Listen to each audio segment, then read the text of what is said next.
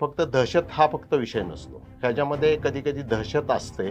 कधी-कधी आपल्या करिअरचा विचार केला जातो आणि सगळ्यात महत्त्वाची गोष्ट की लागेबंद काय असते. सुरुवात जर आपण बघायला गेलं ह्याच्यामध्ये, तर ही 1970 पासूनच्या सगळ्या हे सुरुवात झालेलं आहे, की हाजी मस्तान करीमलालाचा जो काळ होता, त्या हाजी मस्तान फिल्म इंडस्ट्रीमध्ये इन्व्हॉल्व झालेला होता. त्यांनी फिल्म प्रोड्यूस करायला चालू केलं होतं. करीमलालाने कुठले प्रोड्यूस केले नाहीत. हे 70 ते 80च्या दशकामध्ये मेनली गँगस्टर म्हणजे कोण? तर हाजी मस्तान होता, जो फिल्म इंडस्ट्रीशी संबंधित होता. त्यानंतरच्या काळामध्ये कोण आलं? दाऊद आला, छोटा राजन आला. ते अबू सालेम जो आहे, आता आपण गँगस्टर अबू सालेम दाऊदचा एकदम खास म्हणतो. हा अबू सालेम आरसा मार्केट जे अंधेरीमध्ये होतं, त्या आरसा मार्केटच्या बाहेर हे डुप्लिकेट शूज विकायचं काम करायचं. जेलमध्ये रिफॉर्म होण्यापेक्षा जो त्या ठिकाणी 10वी पास होऊन जातो, तो त्या ठिकाणी PhD घेऊन बाहेर येतो. बॉलिवूडचं अट्रॅक्शन, दुसरी गोष्ट की इझी मनी, तिसरी गोष्ट आपल्याला सुद्धा काहीतरी बनण्याची त्या काळामध्ये गुन्हेगारांमध्ये सुद्धा की लहान गुन्हेगार जो असतो त्याला कुठला तरी मोठा गुन्हेगार व्हायचा असतो आणि अशा ह्याच्यामध्ये जशी संधी मिळत जाईल, जशा प्रकारचं नाव करता येईल, अशा पद्धतीने नाव करत करत तो त्यातनं माझ्या डोळ्यास तयार होतो. मोठी कंपनी जशी चालवली जाते त्या ठिकाणी HR असतो, CEO असतो, तुमच्या खाली सुपरवायझर असतो, त्याच पद्धतीने यांचं सुद्धा नेटवर्क असतं आणि आजकाल तर त्यांनी CN सारखे फायनान्शियल ॲडवायझर ठेवले. त्यांच्याकडे 100 लोकांतले 10 लोकांचं एन्काउंटर झालं, यांना फरक नाही पडत. त्या 10 लोकांच्या बदल्यात परत लगेच त्यांना 50 लोक तयार असतात. पडद्यामागचं कारण लवकर बाहेर येत नाही की कदाचित बाबा सिद्दीकीच्या मर्डर केसमध्ये सलमानचा दोस्त म्हणून सलमानचे तर अजून 100 दोस्त आहेत, त्यांना का नाही मारलं? बाबा सिद्दीकीच्या केसमध्ये एक थोडा वेगळा अँगल असू शकतो. त्याच्यामध्ये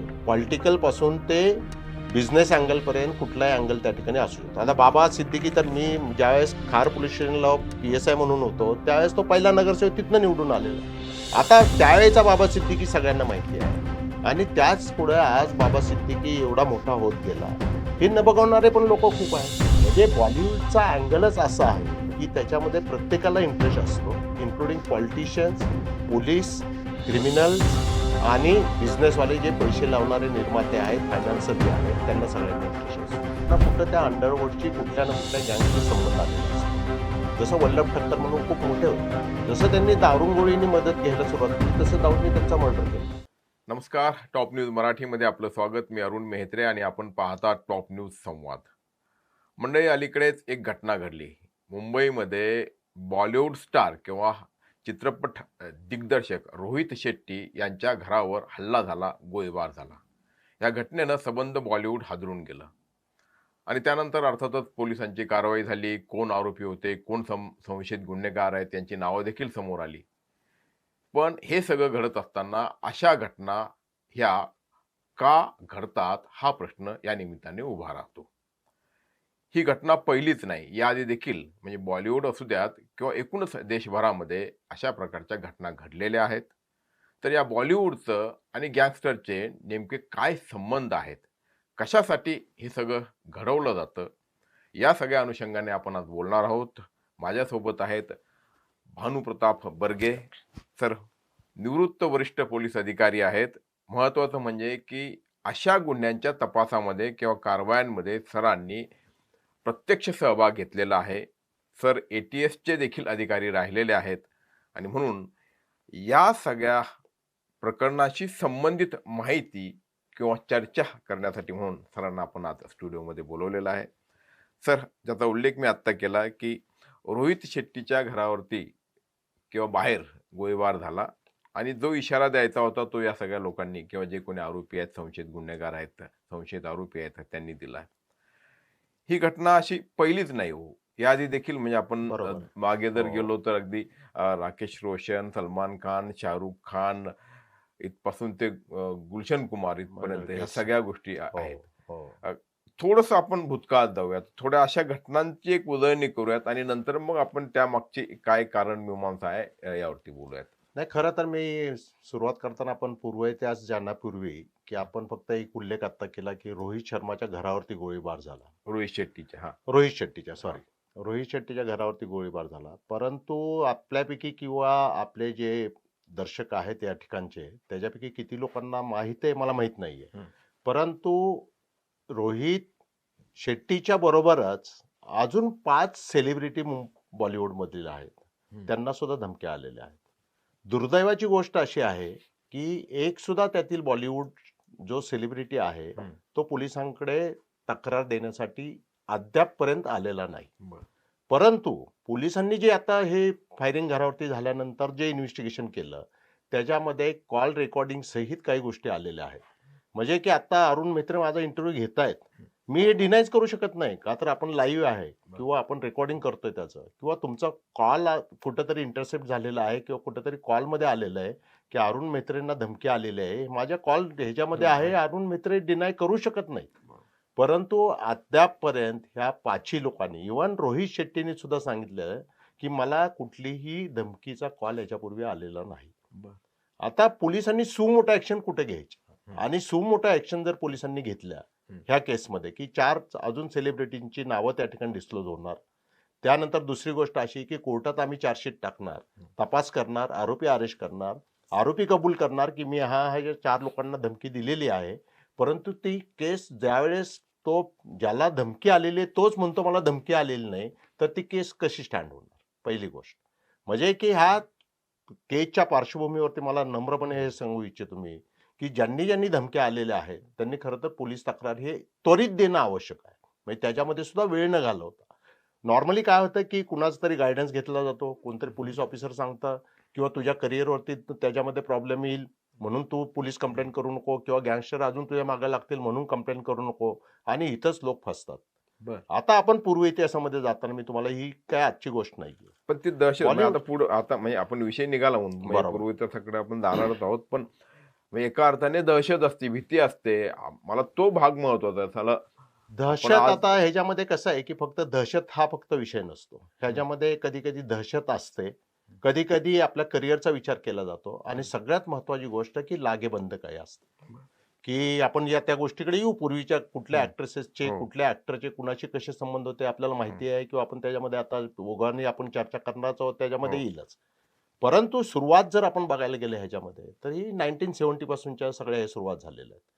की हाजी मस्तान करीमलालाचा जो काळ होता, त्या हाजी मस्तान फिल्म इंडस्ट्रीमध्ये इन्व्हॉल्व्ह झालेला होता. त्यांनी फिल्म प्रोड्यूस करायला चालू केलेलं होतं. हो. करीमलालाने कुठले प्रोड्यूस केले नाहीत. हे 70 ते 80च्या दशकामध्ये बरं. मेनली गँगस्टर म्हणजे कोण, हो. तर हाजी मस्तान हाजी. होता, जो फिल्म इंडस्ट्रीशी संबंधित होता. त्यानंतरच्या काळामध्ये कोण आला, दाऊद आला, छोटा राजन हो. आला. त्यानंतर आता आपण बघतोय तर हे बिश्नोई गँग जी आता आपण चर्चेमध्ये येते ती बिश्नोई गँग येते. असे जर आपण 3 पार्ट केले ह्याच्यामध्ये, तर 3 पार्टमध्ये आपल्याला खरं तर ओघाने आपल्याला सगळ्या गोष्टी सांगता येतील किंवा बोलता येतील. 1970च्या काळामध्ये हो. ज्यावेळेस ह्या सगळ्या गोष्टी घडायला सुरुवात झाली, नंतर हाजी मस्तानवर पिक्चर आला वन्स अपॉन अ टाइम, हो. हो. नंतर दाऊदवरती पिक्चर आला कंपनी नावाचा, हो. त्यानंतर सत्या नावाचा एक गुरुसाटा वगैरे जी हो. गँग होती त्याच्यावरती त्याच्यावरती. सत्या नावाचा पिक्चर आला. अशी कमी नाहीये हम्म. की मटेरियल सुद्धा त्यांचंच आहे. आता हे बघत असतानाच आपण जर बघितलं तर 1997 मध्ये गुलशन कुमार जो होता टी सिरीजचा, हो. त्याने टी सिरीज नक्की हो. हा टी सिरीज ती सिरीजच टी सिरीजचा त्यांचा मर्डर झाला. ती मर्डर रायव्हली प्लस एक्स्टॉर्शन अशा माध्यमातून झाला, की त्याच्यामध्ये अबू सालेम जो आहे, आता आपण गँगस्टर अबू सालेम दाऊदचा एकदम खास हो. म्हणतो. हा अबू सालेम आरसा मार्केट जे अंधेरीमध्ये होतं, त्या आरसा मार्केटच्या बाहेर हे डुप्लिकेट शूज विकायचं काम करायचं. बर अंधेरी तसं बघायला गेलं तर अंधेरीतनं थोडं पुढे गेलं की झू एरिया लागतो. त्या झू एरियामध्ये फिल्म इंडस्ट्री बऱ्यापैकी त्या ठिकाणी अमिताभ बच्चन सहित सगळे त्या ठिकाणी राहण्यासाठी आहे. अशा ह्याच्यातनं त्याला कुठंतरी ती लिंक सापडली. एक दुसरा ऍडव्हान्टेज ह्याच्यामध्ये कसं असतं की तो 97चा मर्डर झाला, त्याच्यापूर्वी सुद्धा धमक्या आल्या, त्याच्यापूर्वी 93चा ब्लास्ट झालेला होता, त्याच्यापूर्वी बघितलं आपण की एक प्रसिद्ध अभिनेत्री दाऊदच्या बरोबर त्या ठिकाणी आपण एक प्रसिद्ध अभिनेता बघितला स्टेडियम मध्ये क्रिकेटच्या. बरोबर आहे. त्यानंतर प्रसिद्ध अभिनेत्री त्याच्याबरोबर मॅरेज केलं, आपल्याला सगळ्यांना माहिती आहे. आता नावं आपण घेत नाही तर का, तर ते आताच्या तर काळामध्ये व्यक्तिगत, व्यवस्थित किंवा झालेलं सगळ्या सामाजिक, गोष्टी आता कुठं काही याच्यामध्ये नाहीयेत. पण सर्वांना हे ज्ञात आहे की ज्यावेळेस ह्या गोष्टी घडत असतात, भारतामध्ये सगळ्यात जास्त कशामध्ये लोकांना इंटरेस्ट असतो?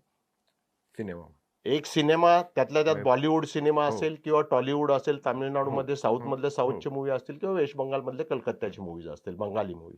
त्यानंतर दुसरा इंटरेस्ट असतो आपल्याला क्रिकेटमध्ये. हो. सामान्य माणसाच्या दृष्टीने ह्या 2 गोष्टी सगळ्यात महत्वाच्या आहेत. ज्यावेळेस एखाद्या सामान्य बिझनेसमॅनला, एखादा लोकल बिझनेसमॅन तुमचा असेल, त्याला कुणी धमकी दिली गँगस्टरनी, तर त्याला प्रसिद्धी मिळणार का एवढी? लोकल जास्तीत जास्त मिळेल, की आपल्या एरियापुरती, त्या एरियापुरती असेल किंवा त्या सिटीपुरती मिळेल. परंतु बॉलिवूडमध्ये किंवा क्रिकेट एखाद्या क्रिकेटरला कुणी धमकी दिली तर त्याचं रिपेरिकेशन वर्ल्डमध्ये होईल, ग्लोबल त्याचा इम्पॅक्ट होईल, ग्लोबल ते नाव प्रसिद्ध होईल की ह्या गँगस्टरनी ह्या क्रिकेटरला धमकी दिली. प्रसिद्धीसाठी म्हणून सगळ्यात महत्वाचं जर कुठलं कारण असेल या अशा प्रकारच्या धमकीच्या माध्यमातून जे नाव शुभम लोणकर कुणाला आजपर्यंत माहित नव्हतं. सलमानच्या घरावरती फायरिंग केल्यानंतर त्याचं नाव सगळ्यात जास्त पहिला प्रसिद्धीला आलं.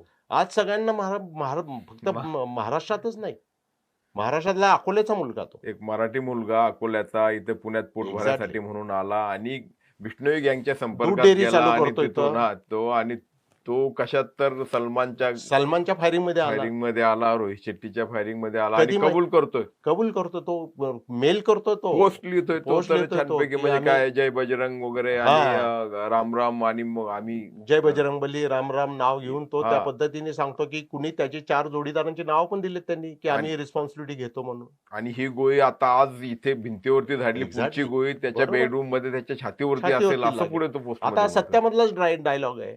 सत्या पिक्चर जर तुम्ही बघितला तर तो त्याच्या एकाला मैत्रिणीला त्यात पिक्चर मध्ये काम देत नाही म्हणून ते बप्पी लहरीन सारखा ऍक्टर दाखवलेला आहे त्याच्यामध्ये. त्यांच्या बेडरूम मध्ये जाऊन त्या काचेवरती फायरिंग केलं की दुसऱ्या दिवशी तिला काम मिळतं तिथे. म्हणजे की हे कल्पना पण फिल्म इंडस्ट्रीमध्ये कुठनं येतात किंवा फिल्म पण कशावरती बनत असते तर ती घटना वास्तव्यात ज्या घडत असतात त्याच्यावरतीच आधारित पिक्चरचा जो भाग असतो तो बऱ्यापैकी त्याच्यावरती आधारित असतो. आता हे सगळं बघत असताना आपल्याला की हा प्रसिद्धीसाठी सगळ्यात मोठा स्टंट असतो हे आता आपण बघतो. दुसरी गोष्ट ह्यातून काय होतंय की माझं नाव त्या ठिकाणी बिश्नोईचं नाव तर ठीक आहे, त्यांनी फायरिंग केलं किंवा त्यांनी अजून काय मर्डर केले त्या ठिकाणी वयाच्या लहान असताना तो गुन्हेगार मानला, त्याची कारकीर्द किंवा जेलमधली त्यांची इंटरड्रायव्हरी असेल, गँगवॉर, त्या जेलमधलं गँगवॉर असेल, त्यातनं तो पुढे आला आणि त्याच्या माध्यमातून बिश्नोईचं नाव जसं मोठं होत गेलं त्यानंतरचं नाव आलं ते आता आपल्यासाठी जे महत्वाचं आहे की हे शुभम लोणकरचं नाव. प्रसिद्धी मिळाली, जे कोणी शुभम लोणकरला ओळखत नाही ते आता ओळखायला लागली की तुम्ही शुभम लोणकर एरवी फोन केला असता तर कोण शुभम लोणकर म्हणलं असतं. आता आपल्याला लगेच ते नाव जाणवतं, त्या ठिकाणी ते हा गँगस्टरही समजतो. मेन पैशाच्या व्यतिरिक्त सुद्धा की ह्यांना गँगचं महत्व वाढवण्याच्या दृष्टीने सगळ्यात जास्त हा प्रकार त्या ठिकाणी आपल्याला आत्ताच्या परिस्थितीमध्ये दिसून येतो. पण हे नेटवर्क कसं, म्हणजे आता आपण विषय, कारण बिश्नोई कुठे तुरुंगात तो गदार आणि शुभम कुठे तर हा पुण्यामध्ये, कुठे वारजामध्ये, आणि त्याचे साथीदार कुठे पुणे आणि परिसरामध्ये. तर हे कसं शक्य होतं, म्हणजे की माणूस तिथे कुणीतरी तिसऱ्या ठिकाणी कदाचित कट रचला जात असेल, कुणीतरी सुपारी देत असेल किंवा कुठेतरी इम्प्लिमेंटेशन आहे. आपण जर बघितलं तर जेल हे कशासाठी आहे की आरोपींनी रिफॉर्मेशन साठी जेल आहे. पण ऍक्च्युअल काय होतं तुम्हाला माहिती आहे, मला माहिती आहे, पब्लिकला सुद्धा माहिती आहे की जेलमध्ये रिफॉर्म होण्यापेक्षा जो त्या ठिकाणी 10वी पास होऊन जातो तो त्या ठिकाणी PhD घेऊन बाहेर येतो. कसं आहे, गुन्हेगारी मधली PhD आपण म्हणतो की त्या ठिकाणी ओळखी ज्या असतात ह्यांच्या, की त्या ओळखी ज्या होत असतात ह्या ओळखी त्यांच्या सगळ्यात जास्त जेलमध्ये जास्त होत असतात. जेलमध्ये तुम्हाला 6 महिने जरी ठेवलं तरी आपण समजा दोघे जेलमध्ये गेलोय तर मी ऑब्झर्व करत असतो की मी जरा सिनियर आहे किंवा मी थोडा बऱ्यापैकी मोठा गँगस्टर आहे. नवीन त्या ठिकाणी अरुण मेहत्रे नावाचा गुन्हेगार आला असं ज्यावेळेस मला माहिती पडतं आणि त्यांनी काहीतरी बाहेर केलेलं असतं, कुठं मोठा गुन्हा नसतो तो, चाकू हल्ला असेल हे असेल, पण तो येतानाच अशा स्टाईलमध्ये जेलमध्ये येतो की याच्यामध्ये डेअरिंग दिसतंय, त्याचं ऑब्झर्वेशन केलं जातं. दुसरी गोष्ट की विश्वास, तो आपल्यावरती विश्वासू किती आहे ते ऑब्झर्व केलं जातं आणि मग त्याला त्या जाळ्यामध्ये ओढलं जातं. आता शुभम लोणकरन कुठल्या तर दिल्लीच्या एका केसमध्ये त्यांच्यापैकी एक आरोपी जो आहे तो बिश्नोई गँगच्या एकाच्या संपर्कामध्ये आलाय. बिश्नोईन अजून हे कधी मला वाटत नाही भेटलेले असतील शुभम लोणकर, परंतु त्या गँगमध्ये सामील होण्याकरता मध्यस्थी म्हणजे कोण, क्रिमिनलच जो आहे ते जेलमध्ये असताना एक दुसऱ्यांची ओळख झाली आणि मग ह्याच्यात सगळ्यात जास्त फायदा कसा असतो की दिल्लीमध्ये जाऊन शुभम लोणकरने जर कुणाचा मर्डर केला तर त्याचं नाव एकतर लवकर तिथं डिस्क्लोज होत नाही, दुसरं की ज्याचा मर्डर केला जाणार आहे तो कोण आहे हे त्याला माहितीच नाही शुभमला. गँगमधल्या एका माणसाने सांगितलं की ह्या XYZचं जाऊन तो मर्डर कर, त्याला माहित नाही की XYZ पॉलिटिशियन आहे का गायक आहे, सिद्धू मुसेवालाची मर्डर त्याच पद्धतीने झालं. त्याच्यामध्ये की बाकी बाहेरचे आरोपी जे आहेत की जसं आपण टेररिस्ट ऑर्गनायझेशन मध्ये सुद्धा बघतो की वेगवेगळ्या ठिकाणांना वेगवेगळा माणूस येतो, दुसरं नाव सांगतो आणि त्याला एखादं टार्गेट दिलं जातं, ते त्याला माहिती पण नसतं की त्या टार्गेटचं काय महत्व आहे. बरं. त्याचे रिपरकशन काय होतील आणि अनायसेस त्यातनं मग ते काम करणं सोपं जातं त्याच्यामध्ये. आरोपी पूर्वीच्या काळामध्ये जसं की आज ना उद्या ते आरोपी पकडले जातात. हे पकडले आज सुद्धा शुभम लोणकर किती दिवस फरार होणार, मिळालेच तो एक दिवस. मिळाला की त्याच्या बाकीच्या लिंक सहित बाकीला आपल्याला त्याच्यामध्ये इन्व्हेस्टिगेशनमध्ये सगळं सापडतं. परंतु आपण जे विचार करतो की यांची लिंक लागते कशी, तर बिश्नोई आणि त्यांची डायरेक्ट ओळख नाहीये, अजून सुद्धा नसेल. मला माहितीप्रमाणे, माझ्या माहितीप्रमाणे अजून सुद्धा ओळख नसेल.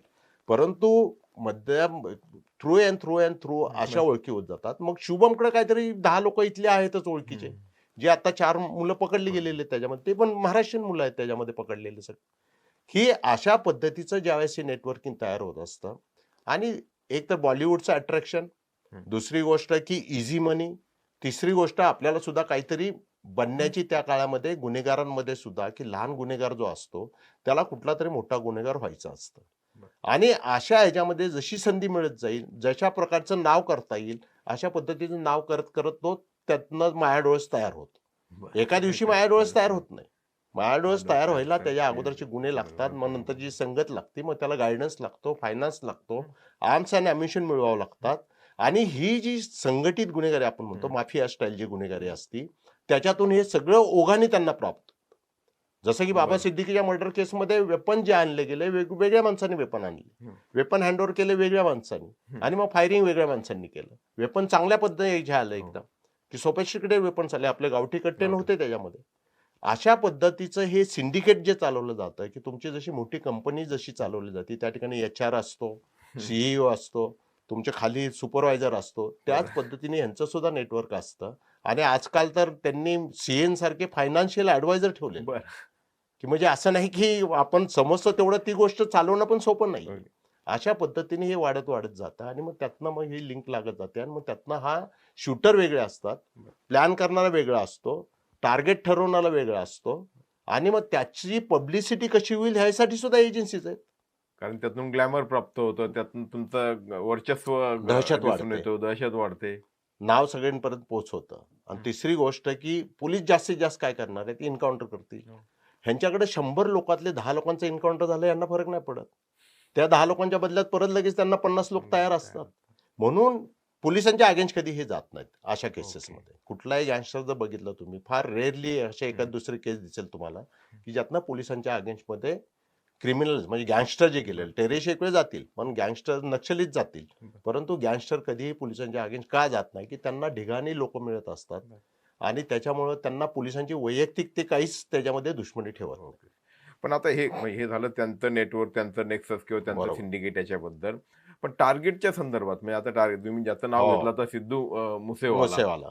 म्हणजे हा एक सिंगर झाला. त्याच्यानंतर आता बाबा सिद्दीकी काय तर मग सलमानचा मित्र असं आपण म्हणू शकतो. ऍक्च्युअली ते किंवा कारण आणखीन दिलं काय, जातं, कधी कधी पडद्यामागचं कारण लवकर बाहेर येत नाही. बर की कदाचित बाबा सिद्दीकीच्या मर्डर केसमध्ये सलमानचा दोस्त म्हणून, सलमानचे तर अजून 100 दोस्त आहेत, हो त्यांना का नाही मारलं. मग बाबा सिद्दीकीच्या केसमध्ये एक थोडा वेगळा अँगल असू शकतो त्याच्यामध्ये, पॉलिटिकल पासून ते बिझनेस अँगल पर्यंत कुठलाही अँगल त्या ठिकाणी असू शकतो. आता बाबा सिद्दीकी तर मी ज्यावेळेस खार पोलीस स्टेशनला PSI म्हणून होतो, त्यावेळेस तो पहिला नगरसेवक तिथनं निवडून आलेला.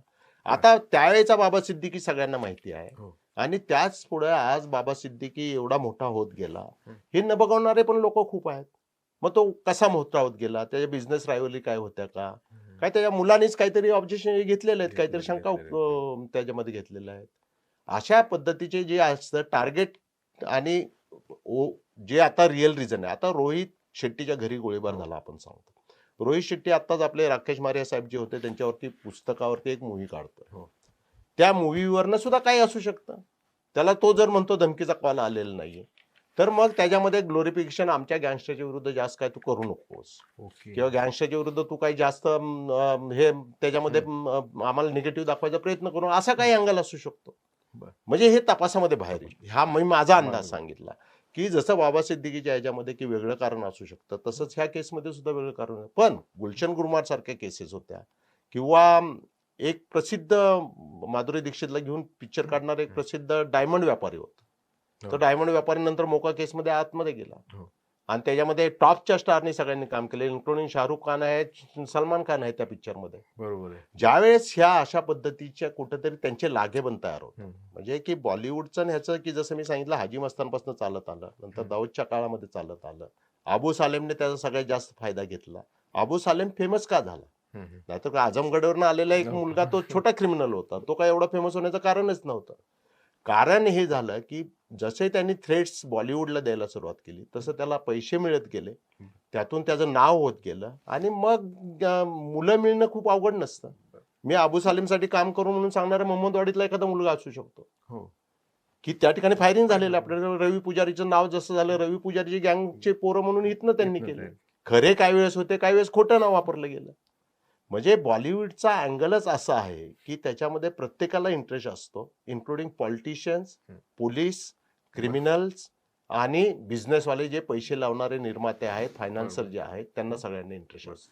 खंडणीचा प्रकार याच्यामध्ये किती असतो सर? म्हणजे कारण बऱ्याचदा की मोठ्या लोकांवरती का फायरिंग किंवा त्यांना का टार्गेट केलं जातं, तर काहीतरी पैसा उकळायचा त्यांच्याकडनं, असा फार एक भाग कमी असतो. अशा केसेस आहेत की फक्त खंडणीचे पैसे दिले नाहीत आणि खंडणी मागितली आणि खंडणीचे पैसे दिले नाहीत म्हणून त्या व्यक्तीचा मर्डर झालेला आहे. मुंबईमध्ये सुद्धा मी एवढे त्या अशा पद्धतीचे एक्स्टॉर्शनच्या केसेस मी हँडल केलेल्या आहेत किंवा मी पार्ट होतो त्या ठिकाणी, किंवा या ज्या ऑपरेशन कारवाई गँगस्टरच्या विरुद्ध केले त्याचा पार्ट होतो. त्यावेळेस ज्यावेळेस आम्ही हे काम करत असताना एक नक्की बघितलं की तुमचा कुठं ना कुठं त्या अंडरवर्ल्डची कुठल्या ना कुठल्या गँगशी संबंध आलेला असतो. जसं वल्लभ ठक्कर म्हणून खूप मोठे होते, जसं त्यांनी दारुगोळीनी मदत घ्यायला सुरुवात केली तसं दाऊदने त्यांचा मर्डर केला. कुकरेजा नावाचा एक मोठा बिल्डर होता, छोटा राजांशी तो संबंधित, छोटा राजांचे पैसे फिरवायला लागला तो, त्याचा मर्डर दाऊदने केला. त्यानंतर दाऊदचा एक फायनान्स संपूर्ण हँडल करणारा मुंबईचा सतीश राजे म्हणून होता, सतीश राजेचा मर्डर छोटा राजेंनी केला. म्हणजे की हे ज्यावेळेस तुम्ही कुठंतरी त्या गँगचा वापर करून घेता, नंतर त्यांचा फायनान्शियली तुमचं कुठेतरी लागेबंद चालू होतात, एक तर त्या फायनान्शियल लागेबंदवरनं तीच गँग तुमच्या अगेन्स्टमध्ये जाते, किंवा दुसरी गोष्ट अशी आहे की समोरची जी प्रतिस्पर्धी गँग तुमची असती ती त्या फायनान्सरला किंवा त्या व्यक्तीला तुमचं फायनान्शियली नुकसान करण्यासाठी म्हणून मर्डर करत असते. हा एक अँगल झाला. दुसरा की मुंबईच्याच केसेसमध्ये आपण बॉलिवूडचा विषय चर्चा करतो, आता अंडरवर्ल्ड वेगळं आहे, बॉलिवूडचं वेगळं आहे.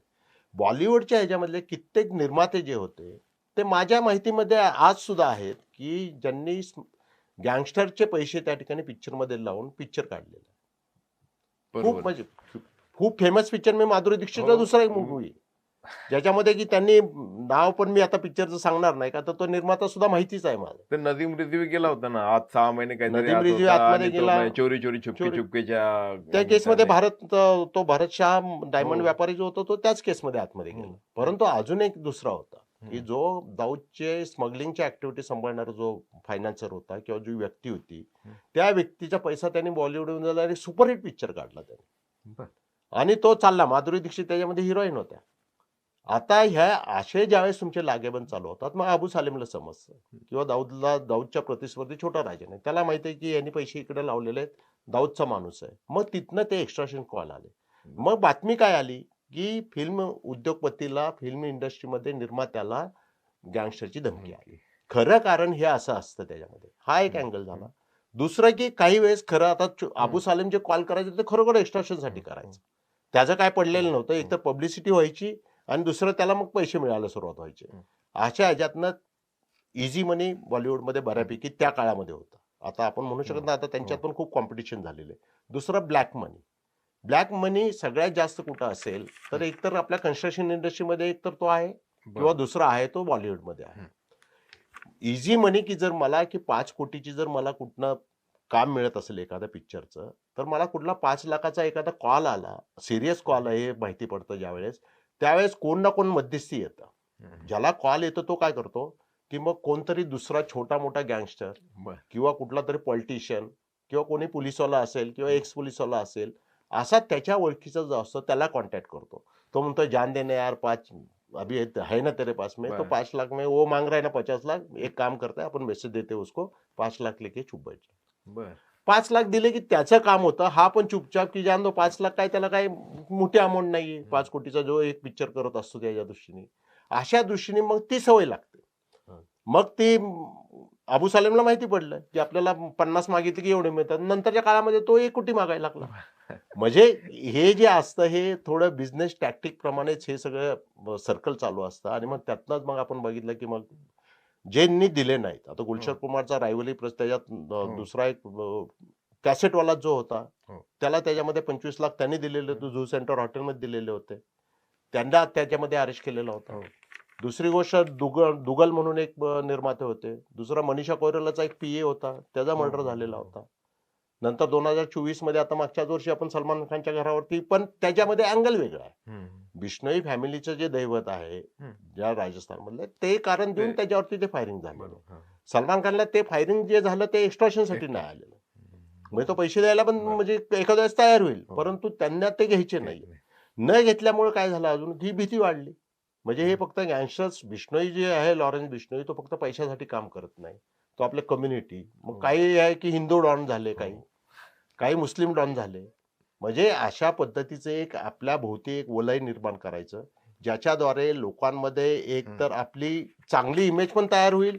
रॉबिनहूड जो आपण म्हणतो तो पिक्चरच आहे रॉबिनहूड वरती की अशी रॉबिनहूड टाईप एक तर इमेज तयार करायची आणि अशा प्रकारचा पैसा त्या ठिकाणी कुठेतरी वापरता येईल आणि त्यातून मग पैसे यांना मिळत जातात. म्हणजे इमेज बिल्डिंग आणि मनी बिल्डिंग या दोन्ही गोष्टी दोन्ही इथे गोष्टी घडताना साध्य होतात दिसतात. त्याच्यावर. आणखी एक यातला एक अँगल तो म्हणजे की ओव्हरसीज राईट्स घ्यायचे. बरोबर आहे. चित्रपटाचे हो, वितरणाचे हो, अधिकार घ्यायचे हो, आणि ते हो. मलाच मिळाले पाहिजे याच्यासाठी बरोबर. म्हणून मग धमक्या किंवा मग ते नाही दिले तर तुला बघून घेतो. हा अशा प्रकार दाऊद गँगनी सगळ्यात डी जास्त गँगनी केला. अधिक डी गँगनी केला. जाती केला. सुरुवात पण त्यांनीच केली आणि आपल्याला समजत नाही की ओव्हरसीज राईटमध्ये किती पैसे मिळतात. बरोबर. परंतु आज जर आपण बघितला की हाच पाकिस्तानमध्ये आपला पिक्चर हा धुरंधर नावाचा बंद केलेला आहे. हो, हो. धुरंधरच्या सगळ्यात जास्त व्ह्यूज जर कुठे आले असतील इंडियाच्या नंतर तर ते सगळ्यात जास्त व्ह्यूज पाकिस्तानमध्ये आलेले. चोरीच्या मार्गाने का होईना त्या ठिकाणी ते पोचलं गेलं. आता हे नेटवर्किंग आहे. पोचलेलं आज तरी OTT आलेलं आहे किंवा इंटरनेटच्या माध्यमातून एवढं ओव्हर रेट्स राईटचं एवढं महत्व राहिलेलं नाही. पूर्वीच्या काळामध्ये ओव्हर रेट्स जे त्याचं जास्त प्रमाण जे होतं ते पूर्वीच्या काळामध्ये होतं. ओके. आणि त्यात दुसरं आणखी एक म्हणजे ओव्हरसीज राईट आणि खंडणी हा तो हे सगळं त्याच्या मागचा उद्देश असतानाच याच्यामध्ये कॉन्ट्रॅक्ट किलिंग म्हणजे राकेश रोशनच्या बाबतीत जे घडलं म्हणजे ठीक आहे, तो 2000 मध्ये त्याच्यामध्ये त्यांनी वाचला. फायरिंग केलं. छोटा राजन गँगनी ते फायरिंग केलं. हा पण म्हणजे त्याच्यात असं आहे की कट हा कुठेतरी म्हणजे दुबईमध्ये रचला गेला. फंड जो आहे तो कुठेतरी अबुधाबी मधून आला आणि वापर कुठे त्याचं इम्प्लिमेंटेशन कुठे तर याच्यामध्ये म्हणजे फायनान्सर जो एक आणखीन कुठला तरी तर हे सगळं आणि भारतात त्याचं इम्प्लिमेंटेशन असं वेगवेगळ्या कंट्रीज मधनं म्हणजे दुबईमध्ये कुणीतरी सुपारी देणारा कट पाकिस्तानामध्ये आणि लोकल मुलं आणि हे सगळं तेच सांगितलं की आज हे कम्युनिकेशनचे साधनं एवढी वाढलेले आहेत आपल्याकडे की कम्युनिकेशन तुम्ही म्हणजे की त्या पुण्या सिटीमध्ये जर काही कुठली गोष्ट करायची असेल तर तुम्ही पुणे सिटीमध्येच असायची गरज नाही. आज तुम्ही ऑस्ट्रेलियामध्ये बसून अमेरिकेमध्ये बसून दुबईमध्ये बसून सौदीमध्ये बसून पुण्यामध्ये काही करू शकता. कम्युनिकेशनच्या साधनांची उपलब्धता आपण म्हणू शकतो. दुसरी गोष्ट की वेपनची सुद्धा उपलब्धता आज बघतो आपण की ज्यावेळेस एक काळ तुम्ही रिपोर्टिंग ज्यावेळेस सुरुवात केलेली होती तुमच्या काळामध्ये आपल्याकडे चाकू रामपुरी चाकू असायचे. ते रामपुरी चाकू पकडला तरी आपली मोठी न्यूज व्हायची. आता तुम्ही बघता की रामपुरी चाकूची कुणी किंमत पण नाही काय त्याला. आपल्याकडे आता कट्टे पकडले तरी आपण 4 रिव्हॉल्वर पकडले गावठी कट्टे पकडले अशी आपली बातमी साधी असते. म्हणजे की काळ बदला. आता आजच्या काळामध्ये तुम्ही AK-47 किंवा इम्पोर्टेड वेपन्स पकडले वेबलिप असेल किंवा तुमचं कोल्टच्या असेल ते पकडले की ती मोठी थोडी बातमी होऊ शकते. आता हे वेपन सुद्धा कसं येतात आपल्याकडे. एक तर फायनान्सचा मार्ग त्यांचा वेगळा आहे. हवालाच्या माध्यमातून ते पैसे पोहोचत असतात. ह्यांना एक्स्ट्रॉशन जे केलं जातं एक्स्ट्रॉशन मनी असेल बिझनेसमध्ये त्यांनी इन्व्हेस्ट केलेली मनी असतील ते हवालाच्या माध्यमातून दुबईपर्यंत पोहोचतात. इथे ज्यावेळेस कामगिरीसाठी त्यांना कुठल्या आता रोहितच्या घरावरती ज्यांनी फायरिंग केलं त्यांना काहीतरी पैसे दिलेच असतील ना. पुण्यातले जरी असतील ते गावातले जरी असतील थोडेफार काहीतरी 10,000-5,000 50,000 काहीतरी पैसे दिले असतील. हे पैसे हवालाच्या मार्गाने येतात. दुसरे वेपन जे असतं ह्यांचे वेपन आपल्याकडे बॉर्डर्स इंडियाची अशी आहे की नेपाळमधनं माणूस इझी येऊ शकतो, बांगलादेशमधनं इझी येऊ शकतो, श्रीलंकेतनं इझी येऊ शकतो, पाकिस्तानमधनं आपल्या देशामध्ये इझी येऊ शकतो.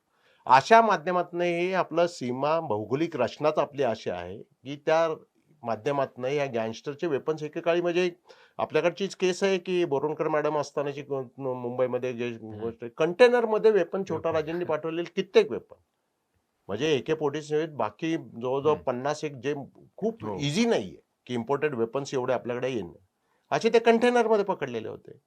ह्यांची साधनं जी असतात की प्रत्येक रोल हा डिफाईन केलेला असतो की शूटरचा रोल आहे की गाडी तुला तिथं गाडी सहित इन्फ्रा म्हणतो आपण जे स्लीपर सेल म्हणू आपण त्याला एक वेळ पाहिजे तर हे इन्फ्राची रचना तो पुण्यातला कोणतरी त्यांचा माणूस असतो तो करत असतो. मुलं येतात त्याला गाडी पुरवणं राहायची व्यवस्था करणं आणि वेपन द्यायची व्यवस्था करणं तो केला जातो. पैसे द्यायची पण व्यवस्था तोच माणूस करतो. प्लॅनिंग कुठे केलं तुम्ही जसं सांगता तरी कुठल्या तरी अदर कंट्रीमध्ये प्लॅनिंग झालं किंवा अदर सिटीमध्ये प्लॅनिंग झालं. आणि तिसरं टार्गेट जे असतं की ज्या टार्गेटच्या माध्यमातून जसं टेररिस्ट लोकांचा उद्देश काय असतो की ग्लोबल न्यूज व्हायला पाहिजे. पैशासाठी ते काय करत नाही वैयक्तिक दुश्मनी कुणाची नसते. जर्मन बेकरीमध्ये जसा ब्लास्ट झाला त्या ब्लास्टमध्ये परदेशातील नागरिक जास्तीत जास्त मारले गेले तर ती मोठी न्यूज झाली. त्या पद्धतीचे जे गँगस्टरचं पण वर्किंग तसंच आहे की आपल्याला त्यातून जास्तीत जास्त फायदा आपल्या गँगची जास्तीत जास्त दहशत कशा प्रकारे होईल त्या प्रकारचा प्रत्येक गोष्टीचा ते त्या ठिकाणी अवलंब करत असतात. सर एक गोष्ट आणखी माझ्या लक्षात आली किंवा वाचनात आली ती म्हणजे की विशिष्ट लोकांना इंडस्ट्रीमध्ये ब्रेक देण्यासाठी म्हणजे की अमुक एक हिरोईन अमुक एक हिरो हो, मग हो. असं पण एक सिंडिकेट तयार होतं किंवा अगदी म्हणजे हाजी मस्तानी तर स्वतःच्या बायकोलाच हे हो. करण्यासाठी मग असा रोल सगळा देण्यासाठी प्रकार म्हणून रोल पिक्चर देण्यासाठी पण म्हणून काढला त्यांनी पिक्चर फायनान्स पण पण केला काढला फायनान्स त्याच्यामध्ये. पण केला हो, होता. हो. हा. तर हा पण प्रकार त्याच्यामध्ये म्हणजे बॉलिवूड आणि इंडस्ट्री काय जे सांगितलं की निशाणे का बॉलिवूडच्या दुबईमधल्या दाऊदच्या पार्टीला इथले टॉपचे सिने स्टार ऍक्ट्रेसेस जात होत्या. हम्म. आपल्याला सर्वांना जर गुगल केलं तरी कोण ऍक्टर कधी कुठल्या पार्टीला त्या ठिकाणी हजर राहिलेले फोटो सहित आपल्याकडे त्या बातम्या आहेत. हो. का छोटा शकीलच्या खांद्यावरती हात ठेवून त्या ठिकाणी एखादा ऍक्टर फोटो काढत होता. का एखादी हिरोईन त्या ठिकाणी जाऊन दाऊद बरोबर त्या ठिकाणी बायको म्हणून राहत होती. कारण हेच की करिअरच्या दृष्टीने त्यांचा फायदा होत होता. दुसरं एक प्रोटेक्शन होत होतं की ज्यावेळेस माझं नाव XYZ व्यक्तीशी जोडलं जातं ती व्यक्ती जर समाजामध्ये कुठली तरी महत्वाच्या पदावरती असेल किंवा भाई असेल तर त्याला त्रास दिला जाणं फार असंभव असतं. त्रास दिला जात नाही. आपण नेहमी बघतो की आपण का ते इव्हन पॉलिटिशियनचा सपोर्ट काय लोक घेतात किंवा पॉलिटिशियनमध्ये सुद्धा एक ज्युनियर पॉलिटिशियन असेल सिनियरचा का त्याला सपोर्ट लागतो. का त्याला एखाद्या मोठ्या नेत्याचा त्याच्यावरती डोक्यावरती हात राहू दे आपण म्हणतो साधी बोलण्याची भाषा आहे आपली. प्रोटेक्शन प्रोटेक्शन म्हणजे डोक्यावरती हात राहू दे. अहो नाही प्रोटेक्शन मग काय की फक्त फिजिकल प्रोटेक्शन नसतं मग प्रोटेक्शनमध्ये तुमचा बिझनेस चांगला चालण्यासाठी म्हणून तुम्हाला त्या ठिकाणी मदत त्याची व्हायला पाहिजे. पैसे कमी जास्त पडले तर तुमची मदत व्हायला पाहिजे. अशा ह्याच्यातून मग त्या काळामध्ये की जोपर्यंत संजय दत्त बॉम्ब ब्लास्टमध्ये अरेस्ट होत नव्हता किंवा झाला नाही तोपर्यंत बॉलिवूडला समजलं नाही की आपण कुणाल्या व्यक्तीबरोबर किती जवळ जातोय. आणि ज्यावेळेस मग हे समजलं त्यावेळेच्या नंतरच्या काळामध्ये बघा तुम्हाला अशा प्रकार फार कमी झालेले दिसतात. पण संजय दत्तचा तर वापरच करून घेतला गेला असं साधारणपणे किंवा तो फसला म्हणजे बघा की एकीकडे हे ग्लॅमर की आपलं गँगस्टर लोकांसोबतचं कसं उठणं बसणं आहे आणि दुसरीकडे मग ते किती अंगलट येऊ शकतं हे उदाहरण संजय दत्त उदाहरण असं म्हणता येणार नाही की संजय दत्त काही लहान बाळ नव्हता त्यावेळेस की चांगलं काय वाईट काय चांगलं समजत होतं त्यामुळे की म्हणजे असा तरुण पण एकदम खूप तरुण पण होता असं पण नाही 18-20 वर्षाचा की ज्यांनी 4-5 मूवीमध्ये काम केलेलं होतं. हे एक्सक्युजेस जे आपण म्हणतो की माझी आपण म्हणायचे थोडं माझ्याबद्दलचं मत चांगलं व्हावं म्हणून दिलेली कारण आहे. आता त्या ठिकाणी काही तर असे बघितलेले आहेत की आम्ही की ते मेसेजेसमध्ये किंवा ह्याच्यासाठी आलेलं आहे की ज्यावेळेस एखादी अपकमिंग हिरोईन म्हणते की आपके लिए कुछ भी ज्यावेळेस असं बोलती ते एखाद्या कुठल्याही गँगस्टर बरोबर त्यावेळेस त्याचा अर्थ आपण काय घ्यायला पाहिजे. तुमच्यासाठी काही पण ज्यावेळेस हा शब्द येतो त्यावेळेस म्हणजे तो गँगस्टर समजून जातो ना. मग त्याला तिला काम मिळवून देण्याचं सत्यामध्ये तेच दाखवलेलं आहे. सत्या पिक्चर मधला तो सीन बघा तुम्ही आठवत असेल तर नाही तर बघा परत एक. पण त्याच्यातून एक सरळ सरळ तोच अर्थ जातो की मला करिअर घडवण्यासाठी किंवा मला त्या पदाचे म्हणजे की मला रोल मिळण्यासाठी असेल की पिक्चरच्या बाबतीमध्ये बाकी सगळीच ठिकाणी अशा प्रकारची घटना घडत असतात. आणि पैशासाठी पण यांच्याकडे जायला लागतं बघा म्हणजे पूर्वी काय असेल आता तरी काय होतं की बँक किंवा फायनान्स कंपन्या चित्रपटांना पैसे निर्मितीसाठी म्हणून देतात हो. पूर्वी तसं नसायचं. म्हणजे पूर्वी कसं आहे, साधारणपणे आता मराठी पिक्चर बनवायचं तर एक 5-25 लाखात बनायचं, पण हिंदी बनवायचं असेल तर एक 5-10 कोटी किमान खर्च हो, 90च्या हो, दशकामध्ये हो, असायचे आणि मग अशा हो. वेळी कोण पैसा देणार? तर मग सगळ्यात सोपा सांगितलं का? मार्ग आहे, की हो, बाबा त्याच्याकडे जायचं आणि मग त्याला त्याच्या दृष्टिकोनातून ती इन्व्हेस्टमेंट असते, मग बरोबर आहे. त्याला रिटर्न हो. असंही भरपूर, भरपूर अशा घटना घडलेल्या आहेत. हं, परंतु 93च्या ब्लास्टच्या नंतर हं, ज्यावेळेस हे सगळी गँगस्टर्स त्या हं, ब्लास्टच्या केसेसमध्ये अडकले गेले, हं, त्यानंतर मग बऱ्यापैकी ह्याचं प्रमाण कमी झालेलं आहे. हं, दुसरी गोष्ट काय झाली, की त्या काळामध्ये मेन जो पैसा होता तो बॉलिवूडमध्ये होता. नंतर कन्स्ट्रक्शनचा बूम आला. हं, हं. अगोदरच्या काळामध्ये सगळ्यात जास्त बघा तुम्ही आपण जुन्या रेड इन्कम टॅक्सची आली म्हणलं त्याच्या बेडच्या खाली तो बेडच्या खाली सगळे हो, पैशावरती हो, हो, झोपायचा. हो. अशा केसेस आपल्याकडच्या आहेत हं, त्याच्यामध्ये.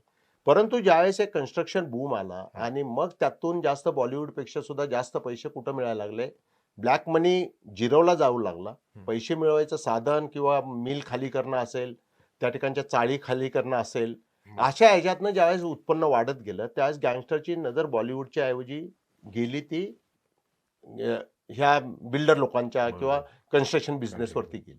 आणि मग त्यांनी पैसे पण तिथनंच वसूल केले, पैसे पण इन्व्हेस्ट तिथूनच केले, जे पूर्वीच्या काळामध्ये फिल्म इंडस्ट्रीमधनं होत होतं. हं, फिल्म इंडस्ट्रीमधला आजचा प्रकार जो आहे, तो आपण बघतो की अ, आता कित्येक दिवसानंतर तुम्हाला आठवत असेल की धुरंधर नावाचा हा पिक्चर जो आहे, तो हिट झाला. हिट झालं. सुपर आता हिट. अगोदरचे आपण बघतो की आपण मराठी पिक्चरच आपला कुठला तो म ह्याचा मंजुळेचा हां, सैराट. सैराट. हं. सैराट फेमस झाल्यानंतर आपल्याला आठवत नाही आता नवीन पिक्चर त्यानंतर कुठला एवढा हो. फेमस झालेला आहे. म्हणजे की हे जे फेमस झालेले पिक्चर आहेत, त्या माध्यमातून त्यांच्याकडे पैसे पण खूप आले. हं. म्हणजे की आता ह्याचाच गल्ला आपण बघितला तर कितीतरी करोड्समध्ये गेलेला आहे तो. काल गँगस्टरचे पैसे वापरायची गरज नाही असं मला वाटतं ते. बरं. बरं. काही प्रोड्युसर असे आहेत की आणि हं. आमच्याकडेच एक आम्ही गुंगा नावाचा एक होता. आता नाव सांगत नाही मी त्याला, बरं. गुंगा म्हणायचे त्याला. त्याच्यावरती तो गँगस्टर होता, छोटा राजांचा खास होता आणि नंतर तो फिल्म इंडस्ट्रीमध्ये आला, पिक्चर काढतो होता. त्यावेळेस पण पिक्चर काढलाय. गेम नावाचा पिक्चर, त्याचा पहिलाच पिक्चर बरं. गेम नावाचा होता. म्हणजे विचार करा की ते ते सर्कल पण तसं असतं आणि मग आपल्याला इझी मी काय काम करू शकतो. बरोबर. आता मी रिटायर झालो. मी इझी काय करू शकतो? मी काय कुठेही बँकेत जाऊन काम नाही करू हं, शकत. हं. सीएचं काम मी नाही करू शकत. मग अशा पद्धतीचं ज्यांनी त्यातून बाहेर पडले, त्यांनी आपला उद्योग त्या ठिकाणी त्या बॉलिवूडच्या छोटे-मोठे सीरीज असतील आता, त्या बऱ्यापैकी चालल्यात. आता ओ-टी-टी प्लॅटफॉर्म आलेला आहे. त्याच्यावरती आपण बघतो, की बऱ्यापैकी पैशाचा आता तुम्हाला गँगस्टरचे पैसे बॉलिवूडमध्ये लावायची गरज पडत नाही. पण या सगळ्यामध्ये चिंतेची बाब अशी आहे, म्हणजे अगदी शेवटचा माझा हा प्रश्न आहे, की सर ह्याच्यात ही सामान्य मुलं, सामान्य घरातली मुलं खरी गोष्ट आहे. त्यांचं, त्यांच्या कुटुंबाचं म्हणजे एकूणच भवितव्य किंवा वर्तमान हा उद्ध्वस्त होतो बघा आणि समाजात देखील एक वेगळा संदेश जातो आणि मग सामान्य इतर लोक जे आहेत ते देखील त्यांच्याकडे संशयाने तर बघतातच, पण स्वतःला देखील असुरक्षित समजू लागतात. खरं तर आहे. हे चित्र सामाजिकदृष्ट्या खूप वाईट आहे आणि आपल्याकडे याचा सामाजिक आणि आर्थिक परिस्थिती अशी आहे आणि दुसरी गोष्ट की आपण ग्लॅमर कुणाला आता प्राप्त करून देतोय. तुम्ही आणि त्या ग्लॅमर प्राप्त झाल्यानंतर गँगस्टरचा शेवट कसा होतो हे लोकांच्या लक्षात राहत नाही. लोखंडवाला शूटआउटमध्ये माया डोळस मारला जातो हे लक्षात नाही लोकांच्या. माया डोळस कसा शायनिंग करत होता किंवा कशी दादागिरी करत होता हे लक्षात आहे. लेटेस्ट उदाहरण आपण बघितलंय रेहमान. हं. धुरंधरमधला रेहमान लोकांच्या लक्षात राहतो. त्यातला दुसरा तुमचा हिरो लक्षात जास्त राहत नाही. रेहमानचं गाणं फेमस होतं. आज टॉपला जो आहे ते कॅरेक्टर जे आहे ते रेहमानचं, अक्षय खन्ना त्याच्यामुळे टॉपला पोहोचला परत. लोकांना काय आवडतं ह्याच्यावरती ते पिक्चर बनत असतात. दुसरी गोष्ट की आपण जो खूप महत्त्वाचा मुद्दा की तरुण मुलं ह्याकडे का आकृष्ट होतात, की आदर्शच राहिलेला नाहीये. पूर्वी तुमच्या माझ्यासमोर मोहनदार यांचं मी नेहमी मोहनदार यांचं उदाहरण देतो. माझ्या कॉलेजच्या काळामध्ये मोहनदार माझे आदर्श होते. मी त्यांच्याकडे एक व्यक्ती म्हणून बघताना त्या दृष्टीने बघत होतो. आज आपल्याकडे अशा आदर्श राहिलेले आहेत. दुसरा की राजाश्रय आपल्या या ज्या सिस्टीममध्ये आजच्या, की राजाश्रय जो मिळत चाललेला आहे, कुणाला राजाश्रय मिळतोय हे खूप महत्त्वाचं झालेलं आहे. जे गँगस्टर्स आहेत किंवा जे क्रिमिनल आज आपण संसदेमध्ये बघतो. मला कुठल्याही वैयक्तिक एका पार्टीचा किंवा आपला कुणाशीच काही संबंध नाहीये. आपण सगळ्यांची जरी विचार केला, तरी कुठली एक पार्टी अशी दाखवा, की ज्याच्यामध्ये एक सुद्धा त्यांचा क्रिमिनल त्या ठिकाणी स्वच्छ नाही. चारित्र्याचं नाही. आपल्याला अभावाने म्हणजे की दुर्दैवाने ही गोष्ट आपल्याला समजतच नाही आणि मग तरुण मुलांना वाटतं, अरे काल तर हा इथं दारू विकत होता. आज तो नगरसेवक झाला, आज तो मंत्री झाला, आज तो खासदार झाला. मग त्याच्या पुढचा आदर्श कोण असू शकतो? की इझी मनी तर सगळ्यांनाच पाहिजे. इझी मनी ज्यावेळेस गोळा करत असताना पूर्वीच्या काळामध्ये की हे करत असताना सुद्धा गुन्हेगारांमध्ये सुद्धा एक नीतिमत्ता असायची. काही प्रिन्सिपल्स अलिखित नियम म्हणायचो आपण त्याला, ते नियम असायचे. आज चांगल्या लोकांमध्येच जे नियम आहेत ते आपण चांगली लोकच पाळत नाही, तर गुन्हेगारांकडून आपण कधी अपेक्षा करतो? त्याच्यामुळे नीतिमत्ता ही पूर्णपणे ढासळली ढासळली. पूर्णपणे, किंवा ठीक आहे आपण आशा ठेवूयात की ही परिस्थिती सुधारेल. बदलायला. आणि खरं तर मीडियाचा खरं रोल याच्यामध्ये जास्त आहे की रोहित शेट्टीच्या घरावरती फायरिंग करण्याची नावं देऊ नका, तुम्ही बातमी करा. ज्यावेळेस तुम्ही हे ठरवताल की कुणाला मोठं करायचंय, ज्यावेळेस एखादे डॉक्टरेट आपल्याकडे महिन्यातनं 10-12 डॉक्टरेट मिळवणारे, PhD मिळवणारे पुणा युनिव्हर्सिटीमधले लोक आहेत, किती लोकांची नावं कुणाला माहिती आहे? शास्त्रज्ञ किती लोक आहेत, त्यांची नावं कुणाला माहिती आहे? आपण कुठले आपल्या वाचनात काय, तर खरं तर मी सांगतो आता नजीकच्या काळामध्ये मी ते राजकीय बातम्या वाचायचे सोडून दिलेले आहेत, बघायच्या सोडून दिलेल्या आहेत. का तर निगेटिव्ह इम्पॅक्ट आपल्या तब्येतीवरती सुद्धा, वैयक्तिक लाईफवरती सुद्धा होतो. माझं तरुणांना विशेष करून या ठिकाणी आहे, नोकऱ्या MPSC UPSC साठी तयारी करा. त्यात यश आलं ठीक आहे, नाही यश आलं तर कुठंतरी ज्यावेळेस तरुण वयातच असताना आपण काहीतरी करायचा व्यवसाय करू किंवा काहीतरी वेगळं करू, हे धोरण ज्यावेळेस ठरवतील तरुण मुलं, तर मला वाटतं नक्कीच त्या ठिकाणी थोडाफार का होईना बदल आपल्याला नक्की दिसून येईल. खूप महत्त्वाचं तुम्ही बोलला सर, कारण परिस्थिती अशी आहे की जसं तुम्ही सिंडिकेट सांगितलं की, आणि वेगवेगळे पैलू, वेगवेगळे धागे ते असे जोडले गेलेले आहेत. मग त्याच्यामध्ये अर्थकारण आहे, त्याच्यामध्ये दहशत आहे, त्याच्यामध्ये वर्चस्वाची लढाई आहे, आणि मग त्यातून अगदी खून खराबा हे सगळं त्याच्यामध्ये घडत असतं. आणि यातून काय घडतं तर मग या गँगस्टरच्या निशाण्यावरती बॉलिवूड येतं. पण आपण म्हणजे समाज म्हणून, आपली तरुणाई म्हणून या सगळ्यापासून दूर राहणं अत्यावश्यक आहे, आणि आपले आदर्श कोण ठेवायचे बरोबर. हे ध्यानात घेणं तितकंच गरजेचं आहे.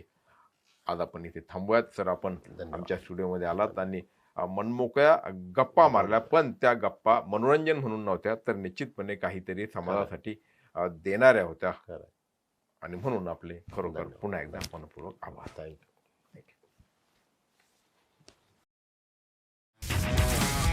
तुमची car, electric panel, data server आगीपासून सुरक्षित आहे का? नाही? मग आजच बसवा F protect temperature activated fire suppression device. यामध्ये आहे eco friendly non toxic pressurised liquid, जे आग लागल्यास क्षणार्धात ऍक्टिव्हेट होऊन आगीवरती मिळवते नियंत्रण. बसवण्यास अतिशय सोपे आणि सुटसुटीत. टेकालिपचे एक दर्जेदार उत्पादन एफ प्रोटेक्ट.